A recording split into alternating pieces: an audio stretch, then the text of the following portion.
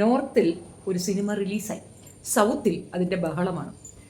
ഇവിടെ എല്ലാം ഭയങ്കര ദേഷ്യത്തിലാണ്. ഏതാണെന്നറിയാം, പരമസുന്ദരി എന്ന് പറഞ്ഞിട്ട് ശ്രീദേവിയുടെ മകൾ അഭിനയിച്ച ഒരു സിനിമ, അതിനെ റിലേറ്റ് ചെയ്ത് നടക്കുന്ന ബഹളങ്ങളാണ്.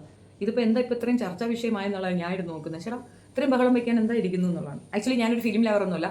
എനിക്ക് എൻ്റെ ഒരു സബ്സ്ക്രൈബർ കൊണ്ടുവന്നിട്ട് ഇതൊക്കെ കണ്ടില്ലേ, ഒന്ന് റിയാക്ട് ചെയ്യാൻ പറ്റുമോ എന്ന് ചോദിച്ചത് കൊണ്ട് മാത്രം ഞാൻ ഇതെടുക്കുന്നതാണ്. ബേസിക്കലി എനിക്ക് ഇതിനെപ്പറ്റി അവരൊക്കെ പറഞ്ഞ അഭിപ്രായങ്ങൾ തന്നെ റിപ്പീറ്റ് ചെയ്യാൻ ആഗ്രഹമില്ല, സെയിം അഭിപ്രായം തന്നെയാണ്. പവിത്ര മേനോൻ എന്ന് പറയുന്ന ഒരു ആക്ട്രസ് ആണ് ഇതിനെപ്പറ്റി ആദ്യമായിട്ട് അവരുടെ മീഡിയയിൽ കൂടെ അവർ പുറത്തേക്ക് അവരുടെ ചാനലിൽ കൂടെ അവർ പുറത്തേക്ക് പറഞ്ഞത്. അതിനകത്ത് അവർ വളരെ പൊട്ടിത്തെറിച്ചുകൊണ്ടുള്ള വികാര നിർഭരമായ കാഴ്ചപ്പാടിൽ കൂടെ അവരങ്ങനെ പറയുന്നുണ്ട്. പക്ഷെ അത് കറക്റ്റാണ്. കാരണം കേരളം എന്ന് പറയുമ്പോൾ, മലയാളം എന്ന് പറയുമ്പോൾ പലരും അതെടുത്തിട്ട് വൾഗറാക്കുന്ന ഒരു സംഗതിയുണ്ട്. പക്ഷെ അത് നോർത്തുകാരുടെ ഒരു പ്രോബ്ലം ആണെന്ന് വെച്ചാൽ, ഈ ഫിലിം പ്രൊഡ്യൂസ് ചെയ്ത ആരാണോ, അല്ലെങ്കിൽ അത് ആരാണോ അതിൻ്റെ പിന്നിൽ വർക്ക് ചെയ്ത്, അവരൊക്കെ തന്നെ ഇങ്ങോട്ട് വരികയോ ഇവിടുത്തെ കൾച്ചറോ ഒന്നും മനസ്സിലാക്കിയിട്ടില്ല. ജസ്റ്റ് ഒരു കാൽക്കുലേഷനാണ്. മദ്രാസി, അത് അങ്ങനെയാണ് നോർത്തിലൊക്കെ പറയുക. മദ്രാസി എന്ന് പറഞ്ഞു കഴിഞ്ഞാൽ തമിഴ്നാട്ടുകാരാണ്, നമ്മളല്ല.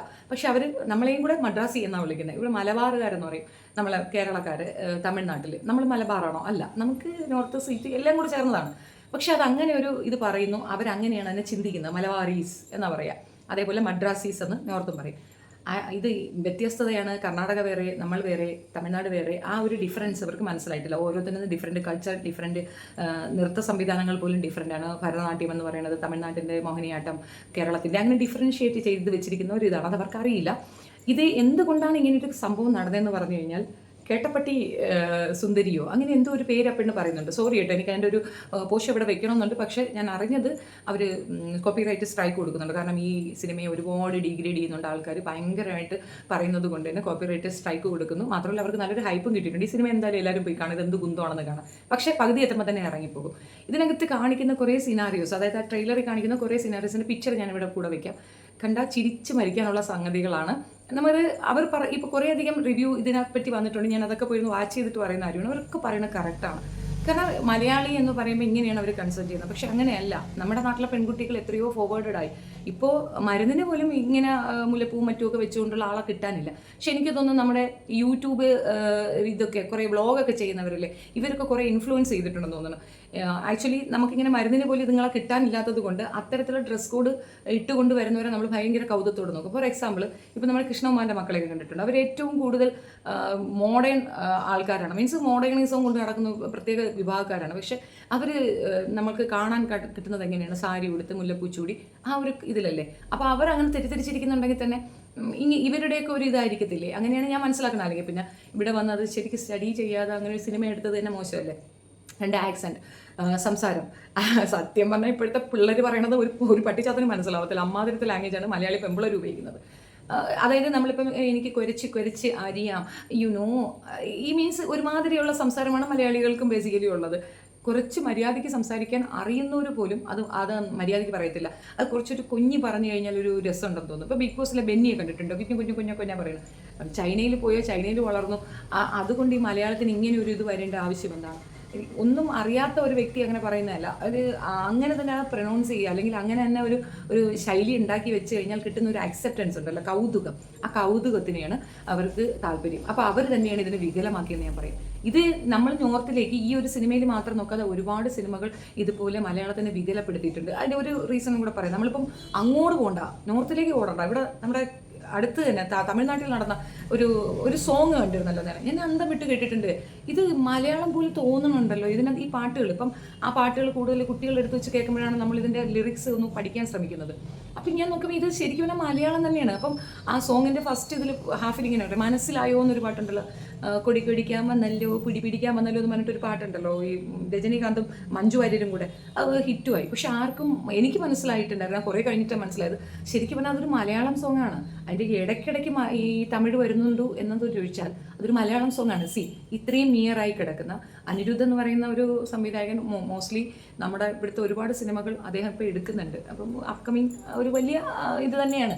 അദ്ദേഹത്തിന് ഒരു മലയാളം ഫ്ലുവൻ്റായി പാടാൻ അറിയുന്ന ഒരു ഗായികയെ കിട്ടിയില്ലേ? എന്താണ് അവരെ കൊണ്ട് തന്നെ അത് പഠിപ്പിച്ചത്? ആൻഡ് അതിനി മലയാളം അറിയുന്ന ഒരാളാണെങ്കിൽ പോലും, ആരാണ് ഗായിക എന്ന് എനിക്ക് നിശ്ചയമില്ല, പക്ഷെ അങ്ങനെ അവർ പോലും അത് പാടി അങ്ങ് ആ മലയാളത്തിനെ വികലപ്പെടുത്തുന്നതാണ് കണ്ടിട്ടുള്ളത്. ആരും അത് നോട്ട് ചെയ്തിട്ടില്ല, ആരും അതിനെപ്പറ്റി കംപ്ലയിൻറ്റ് ചെയ്തിട്ടില്ല, ആർക്കും അതൊരു വിഷമമായിട്ട് വരില്ല. പിന്നെ എന്താണ് ഇപ്പോൾ നോർത്തിൽ കിടന്ന് ഈ പെണ്ണുമ്പളെ കാണിച്ചതിലുള്ള ടെൻഷൻ എന്നുള്ളതല്ലേ പ്രശ്നം. എന്തെന്ന് പറയുന്നത് അവർ സ്റ്റാർ കിഡാണ്. ആ സ്റ്റാർ കിഡിന് എന്തുമാകാം എന്നുള്ള ഒരു ധാർഷ്ട്യമുണ്ടോ എന്നൊരു ഒരു ഇതുകൊണ്ടാണ് പറയുന്നത്. പവിത്ര മേനോൻ അത് ടെൻഷനായിട്ട് പറഞ്ഞതിൻ്റെ റീസൺ, മലയാളത്തിൽ ഒരുപാട് പെൺകുട്ടികൾ നല്ല ആക്ടിങ് എബിലിറ്റി ഉള്ളവരുണ്ട്. അപ്പോൾ മലയാളത്തിനെ ബേസ് ചെയ്ത് അല്ലെങ്കിൽ കേരളത്തിനെ ബേസ് ചെയ്തൊരു കാര്യം പറയുമ്പോൾ അതിൽ നിന്നൊരു പെണ്ണെ ചൂസ് ചെയ്യാത്ത എന്തുകൊണ്ട്? May be Pavithra Menon is able എന്നായിരിക്കും അവർ പറയുന്നുണ്ടാവും. ബട്ട് അവരെ ചൂസ് ചെയ്യാതെ ഇവർ തന്നെ ചൂസ് ചെയ്തു എന്നുള്ള ഒരു ഇത് മാത്രമല്ല, മെജോറിറ്റി ആൾക്കാർക്കുമുള്ളൊരു കംപ്ലയിൻറ്റ് എന്താണെന്ന് പറഞ്ഞു കഴിഞ്ഞാൽ സ്റ്റാർ കിഡ്സിന് ഇത് മക്കൾ ഇതുപോലെ സ്റ്റാർ കിഡ്സിന് ഒരു അക്സെപ്റ്റൻസ് കൊടുക്കുന്നു. പ്രേം നസീർ ഏറ്റവും നല്ല കലാകാരനാണ്. നമുക്ക് അദ്ദേഹത്തിന് പകരം വയ്ക്കാൻ മറ്റൊരാളെ കാണിക്കാൻ പോലും പറ്റാത്ത തക്കവണ്ണം സൂപ്പർ സ്റ്റാറാണ്. പക്ഷെ മകൻ ഷാനവാസ് നമ്മൾ ആരെങ്കിലും എടുത്തോ? കാരണം എബിലിറ്റി ഇല്ല. നമ്മൾ ആ ഒരു മനുഷ്യൻ്റെ ഇതാണ് നോക്കുന്നത്. ആ എബിലിറ്റി ഇല്ലാത്ത ഒരാളെ നമ്മൾ കൂടുതൽ അക്സെപ്റ്റ് ചെയ്യില്ല. അതേപോലെ തന്നെയാണ് ഓരോ സ്റ്റാർ കിഡ്സും. ഈ ഫഹദ് ഫാസിൽ ഡിഫറെൻ്റ് ആയത് എപ്പോഴാണെന്ന് അയാൾ പോയി അത് പഠിച്ചു, അത് ഇൻട്രസ്റ്റോടെ പഠിക്കുകയും ചൂസ് ചെയ്യാവുകയും ചെയ്തപ്പോൾ പുള്ളിയെ നമ്മൾ അക്സെപ്റ്റ് ചെയ്തു. വേറെ ആർക്കും ടച്ച് ചെയ്യാൻ പറ്റാത്ത മേഖലകളിൽ പോയി ടച്ച് ചെയ്തപ്പോൾ നമുക്ക് ഇഷ്ടപ്പെട്ടു. അതിനപ്പുറം ഇതിന് മറ്റൊരു ഇത് കൊടുക്കേണ്ട ആവശ്യമില്ല എന്നുള്ളത് കൊണ്ടാണ് കൂടുതൽ പേരും ഈ ഇവളെ എടുത്തു വെച്ച് ജാൻവി കപൂറിനെ എടുത്തു വെച്ചിട്ട് ഉരുട്ടുന്നത്. ജാൻവി കപൂറിനോടുള്ള ദേഷ്യമാണ് കൂടുതലും. രണ്ടാമത്തെ കാര്യം, അവൾക്ക് ഇങ്ങനെ ഒരു സ്റ്റോറി ഉണ്ട്. കാരണം കേരള അല്ലെങ്കിൽ Tamil Nadu by birth I think Sridevi കേരളമായിട്ടാണ് താമസിച്ചതും ജീവിച്ചതും ഒക്കെ തമിഴ്നാട്ടിലാണ്. അപ്പം ഷീ നോസ് വെൽ. അത് ഒന്ന് പഠിക്കാനെങ്കിലും ശ്രമിക്കാതെ, അതായത് ഒരു രീതിയിലുള്ള ഒരു ഹോംവർക്കും ഇല്ലാതെ അവരങ്ങോട്ട് ഇട്ട ഒരു സിനിമ എന്നാണ് മനസ്സിലായത്. യൂഷ്വലി മല്ലുവുഡ് പോലെയല്ല ഹോളിവുഡ് ആയാലും മറ്റേ ബോളിവുഡ് ആയാലും ഇവിടുത്തത് പോലെ നമ്മൾ ചിന്തിക്കാനേ പാടില്ല. കേരളത്തിലുള്ള സിനിമകൾ അത് ഇന്ത്യയിലുള്ള മിക്കവാറും എല്ലാവരെയും അത്ഭുതപ്പെടുത്തുന്ന, മറ്റെല്ലാ സംസ്ഥാനങ്ങളെയും അത്ഭുതപ്പെടുത്തുന്ന ഒരു സംഗതിയാണ് കേരളത്തിലെ സിനിമകൾ. ഇപ്പോഴാണ് കുറച്ചൊക്കെ മേക്കപ്പൊക്കെ അലൗഡ് ചെയ്യുന്നത്. മുൻപത്തെ സിനിമകൾ എടുത്ത് നോക്കൂ. പഴയകാല സിനിമകളെന്ന് പറയുമ്പോൾ ചരിത്രമുറങ്ങുന്ന സിനിമകളും സംഭാവന ചെയ്യുന്ന ഒരു ഇതാണ് നമ്മുടേത്. ഈ ലെവലിലേക്ക് ഇവരെയൊന്നും കാൽക്കുലേറ്റ് ചെയ്യരുത്. കർണാടകയിലൊക്കെ വരുന്ന സിനിമ കണ്ട് ചിരിച്ച് മരിക്കാം.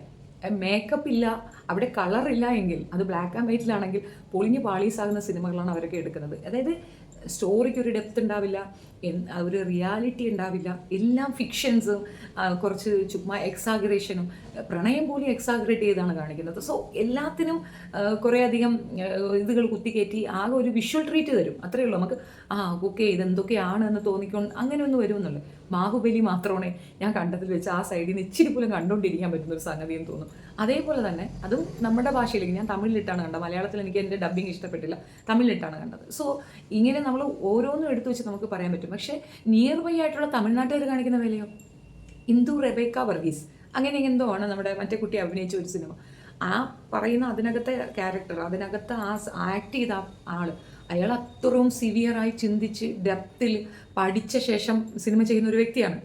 പുള്ളി പോലും ഇന്ദു റെബേക്ക വർഗീസ് എന്ന് പറയുന്ന ആ ക്യാരക്ടറിന് വേണ്ട ആ മിനിമം ക്വാളിറ്റി, മലയാളം അറിയൽ എന്ന ക്വാളിറ്റി ഇല്ലാണ്ടാണ് അതെടുത്തത്. നമ്മളെന്ത് ചെയ്തു? നമ്മൾ മിണ്ടാത്തത് കണ്ടില്ലേ, എൻജോയ് ചെയ്തില്ലേ? സോ വൈ ഇവരെ പറയാതെ അവിടെയോട്ട് പോയി പറയുന്നു? അതാണ് ഞാൻ പറഞ്ഞത്. ഈ സിനിമ ഇറങ്ങുന്നത് ഓണത്തിൻ്റെ റിലീസാണ് ആൻഡ് ദാറ്റ് ലേഡി. ഇത് സത്യം പറഞ്ഞാൽ ഇത് പൊട്ടിപ്പുറപ്പെട്ടു അല്ലെങ്കിൽ ഇത് ഇങ്ങനെ അങ്ങോട്ട് സ്പ്രെഡാക്കി വിട്ടതിൻ്റെ റീസൺ ജാൻവിയോടുള്ള പിണക്കമാണ്. അത് പവിത്ര മേനോനാണ് തുടങ്ങി വെച്ചത്. ആൻഡ് ഓരോ നടിമാരും അത് ഏറ്റെടുത്തു. എന്തുകൊണ്ട് ഞങ്ങളെ എടുത്തില്ല, ഞങ്ങൾ ഫ്ലുവൻ്റായിട്ട് പറയത്തില്ലേന്ന്? നടിയുടെ കുഴപ്പമല്ല അത്.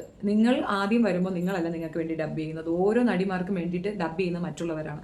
അപ്പോൾ അവർക്ക് പകരം അവരുടെ വോയിസ് മറ്റൊരാളെ കൊണ്ട് ചെയ്യിപ്പിച്ചിരുന്നെങ്കിൽ ആ പ്രോബ്ലം വരത്തില്ലായിരുന്നു.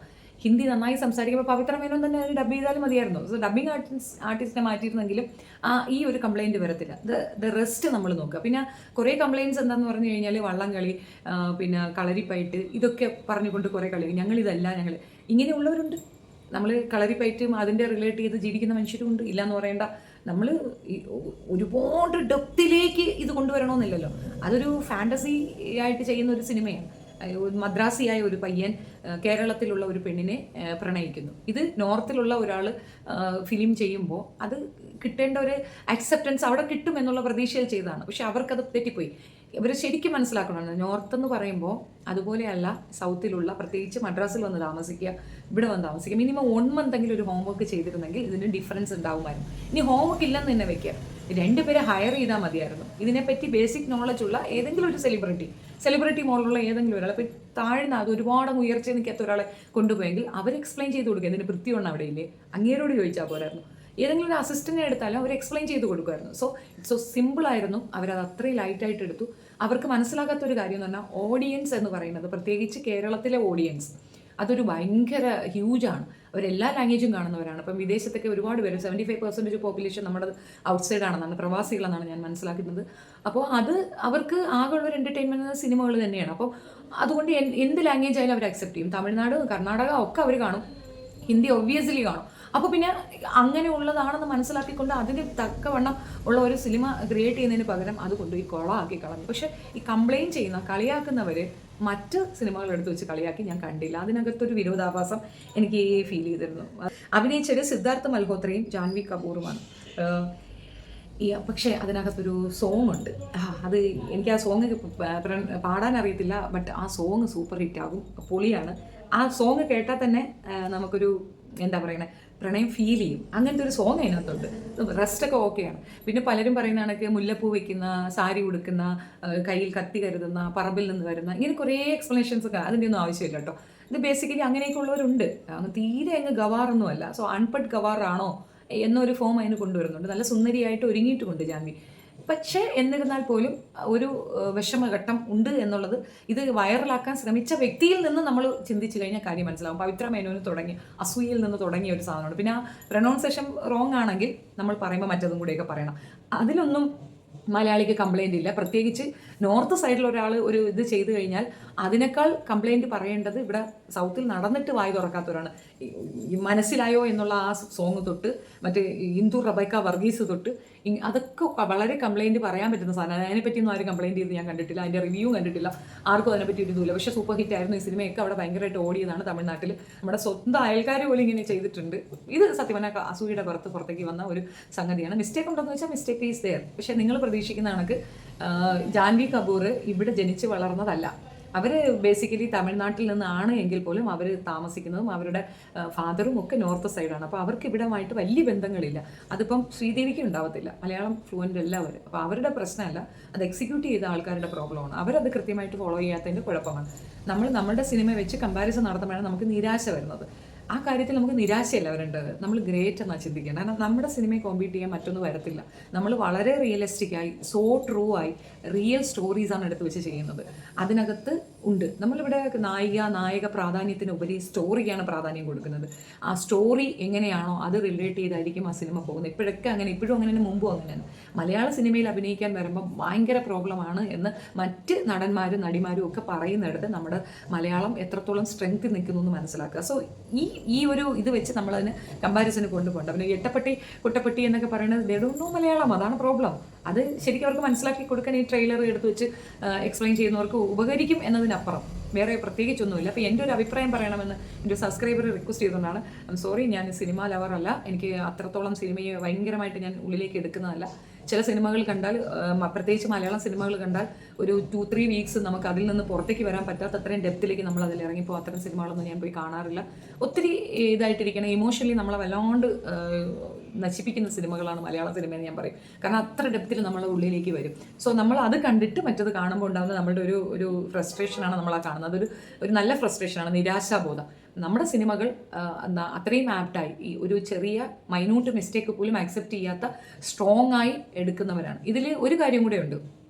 ചവറുപോലെ സംവിധായകർ, ചവറുപോലെ യൂട്യൂബേഴ്സ് വരുമ്പോൾ ക്വാളിറ്റിയുള്ള, എബിലിറ്റി ഉള്ളവർക്ക് പുറത്തേക്ക് അക്സെപ്റ്റൻസ് കിട്ടാതെ വരും. കാരണം അവനെ പോലെയല്ലേ ഇവർ, വേറെ ഒന്നും പറയാനുണ്ടാവില്ല എന്ന ഒരു ടേം ഉണ്ടാവില്ലേ. അതുപോലെ തന്നെയാണ് ഇതും. ഈ സെയിം തിങ് തന്നെയാണ് സിനിമ ഫീൽഡിലും. അത് സിനിമ എടുക്കുന്ന എല്ലാ സിനിമകളും വിജയിക്കണമെന്നില്ല. ഒരുപാട് ആർഭാടങ്ങളോ കോടിക്കണക്കിന് രൂപയോ ചിലവാകാതെ ചെയ്യുന്ന സിനിമകൾക്ക് കഥ കറക്റ്റാണ്, അത് കൃത്യമായി അവതരിപ്പിക്കാൻ കഴിവുള്ളൊരു സംവിധായകനാണ് എങ്കിൽ സൂപ്പറായിട്ട് പോകും. ഞാൻ ഇതിൻ്റെ കൂടെ ഒരു കാര്യം കൂടെ പറയാം. നമ്മുടെ മോഹൻലാൽ നല്ലൊരു ആക്ടറാണ്. അയാളുടെ ആ എബിലിറ്റി കണ്ടെത്തിയത് സത്യമന സംവിധായകരാണ്. അതിൻ്റെ തെളിവ് ഞാൻ പറയാം. വാമനപുരം ബസ് റൂട്ട് കണ്ടിട്ടുണ്ടോ? ആ സിനിമയ്ക്കകത്ത് മോഹൻലാൽ ഫ്ലോപ്പാണ്. അത് മോഹൻലാൽ കുഴപ്പമായിട്ടല്ല, മോഹൻലാലിൻ്റെ ഉള്ളിലുള്ള ആ ശരിക്കുള്ള കഴിവെടുക്കാൻ ആ സംവിധായകന് അറിയില്ല. അയാളുടെ ഇംഗിതത്തിന് വഴങ്ങി ചെയ്ത ഒരു സിനിമ ആയതുകൊണ്ടാണ് അത് ഫ്ലോപ്പായി പോയത്. അത് മോഹൻലാലിൻ്റെ മിസ്റ്റേക്ക് അല്ല.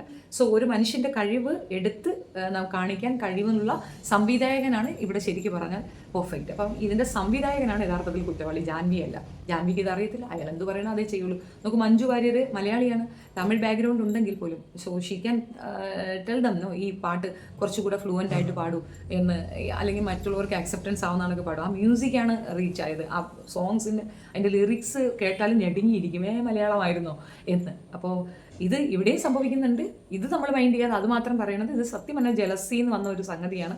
അപ്പോൾ എടുത്തു വെച്ച് പറയണോ വേണ്ടെന്നുള്ളതൊക്കെ നിങ്ങളുടെ ഇഷ്ടം. പക്ഷേ ഇത് അത്രയും ഹൈലൈറ്റ് ചെയ്ത് പറയേണ്ട കാര്യമില്ല. നിങ്ങൾ വേണ്ടേ കാണേണ്ടവർ കാണട്ടെ. എന്തായാലും ഞാൻ ആ സിനിമ കാണാമെന്ന് തീരുമാനിച്ചു. ചുമ്മാ ജസ്റ്റ് ഒരു എൻ്റർടൈൻമെൻ്റ് ആണെന്ന് തോന്നുന്നു. ഇവിടെ വരികയാണെങ്കിൽ നമുക്കത് കാണാം. കണ്ടിട്ട് അതിൻ്റെ റിവ്യൂ ഞാൻ എന്തായാലും പോസ്റ്റ് ചെയ്യുന്നതായിരിക്കും. എൻ്റെ വീഡിയോ ഇഷ്ടപ്പെടുകയാണെങ്കിൽ ലൈക്ക് ചെയ്യണം, ഷെയർ ചെയ്യണം ആൻഡ് സബ്സ്ക്രൈബ് മൈ ചാനൽ. ഞാൻ പറയാനില്ല എന്ന് പറഞ്ഞൊരു സങ്കടം വേണ്ട. ദേ ഇരിക്കുന്നു എൻ്റെ വകയുള്ള ഒരു അഭിപ്രായം. നന്ദി.